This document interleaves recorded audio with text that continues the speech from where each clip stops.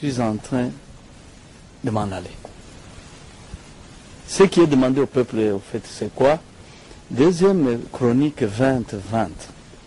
C'est que Josaphat a pu dire. Il a dit ceci. Deuxième Chronique, chapitre 20, verset 20. Chapitre 20, verset 20.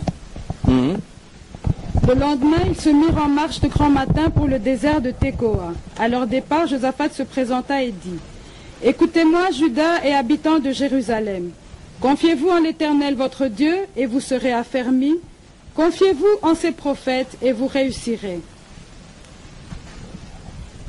Il faut vous confier aux prophètes pour que vous puissiez réussir. Si vous ne vous confiez pas aux prophètes, il n'y aura pas de réussite. Vous allez vous bloquer. J'aimerais insister sur ces termes. Il faut, c'est ce que j'ai dit dans les émissions passées, que ne pas découvrir les prophètes, ne pas les connaître, si vous ignorez ça, ça pose problème. Il faut vous confier en lui. Or, on ne peut se confier que dans un homme dont on a confiance. Ne pas se confier, ça veut dire vous le rejetez et ce qu'il y a, c'est de pouvoir les haïr. Et ça risque d'amener des complications. Il faut se confier en lui. Parce que c'est au travers de lui que le Dieu créateur peut bénir le peuple. Comme l'a déclaré Jésus. Aujourd'hui, le peuple congolais a encore le temps. Bien que nous ayons déjà offensé l'Éternel suffisamment, mais il y a moyen de pouvoir revenir à Dieu. Parce que sans lui, nous ne saurons rien faire. Et puis sans lui, nos ennemis continueront à nous humilier.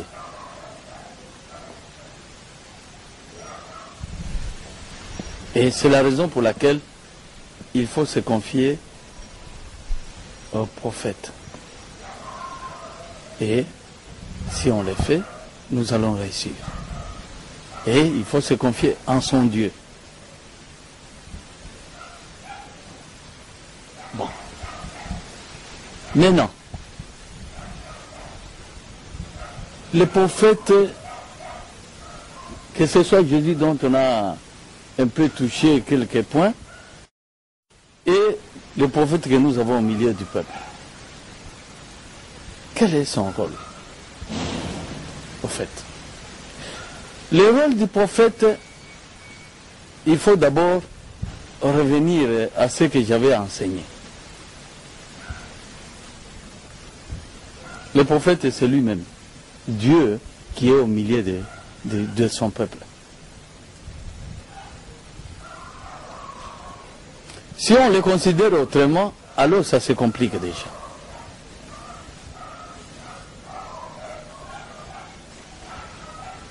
Parce que le verset dit ceci: ne vous confiez jamais aux hommes.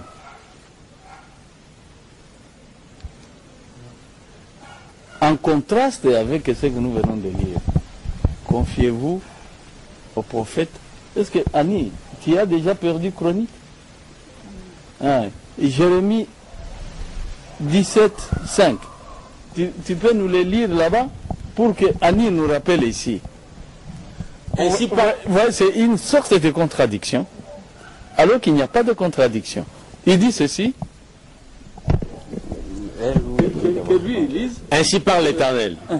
Maudit soit l'homme qui se confie dans l'homme, qui prend la chair pour son appui. Maudit soit l'homme qui se confie en l'homme et qui prend la chair pour l'appui.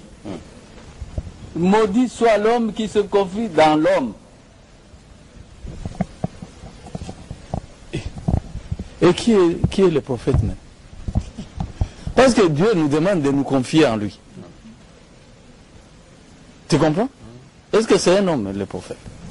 Il n'est plus un homme. Donc, on comprend automatiquement. Parce que ici, Annie, il dit, Confiez-vous en ces prophètes et vous réussirez. Vous comprenez? Et confiez-vous aussi. Confiez-vous en l'Éternel votre Dieu et vous serez affermis. Donc le prophète, ce n'est pas un homme. Donc dès que l'on comprend ça, et c'est fini.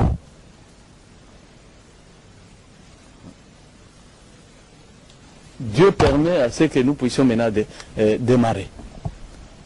Dès que l'on comprend que le prophète, ce n'est pas un homme, c'est lui-même. Et parce que lui-même va expliquer, Jérémie, ce n'est pas un homme, c'est un homme. Il avait la chair comme nous. Mais, le fait qu'on l'ait déclaré prophète, nous comprenons automatiquement qu'il n'est pas un homme ordinaire comme nous. Il est autre chose, il est divin. Et alors il dit au verset 6, confiez-vous. Confiez-vous au verset 6. Béni soit. Pardon. Oui. Il dit, béni soit l'homme qui se confie dans l'Éternel et dont l'Éternel est l'espérance. Celui qui se confie dans l'homme, il est maudit.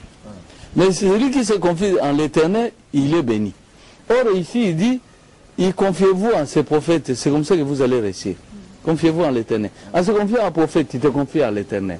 Alors, qui est le prophète? Le prophète n'est autre que l'Éternel lui-même. Et c'est la raison pour laquelle lui-même, fort heureusement, que l'Écriture n'a rien oublié. Ça, c'est le verset 6. Béni soit l'homme qui se confie en l'Éternel, dont l'Éternel Et l'espérance. et l'espérance. Et Jérémie va plus loin pour nous expliquer l'Éternel, c'est qui?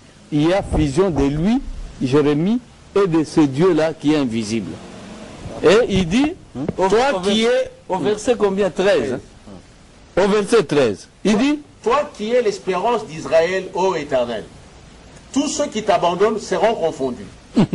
Ceux qui se détournent de moi, ceux qui se donnent de moi qui? Jérémie, Moi, Jérémie. seront inscrits sur la terre. Pourquoi? Car ils abandonnent la source d'eau vive, l'Éternel. C'est fantastique. C'est terrible. Donc Jérémie, c'est l'Éternel. Et Jérémie, donc le prophète, lui n'est pas un homme. C'est la raison pour laquelle, quand tu te confies, parce que quelqu'un peut dire, moi je suis l'homme de Dieu, je suis l'envoyé. Il ne l'est pas.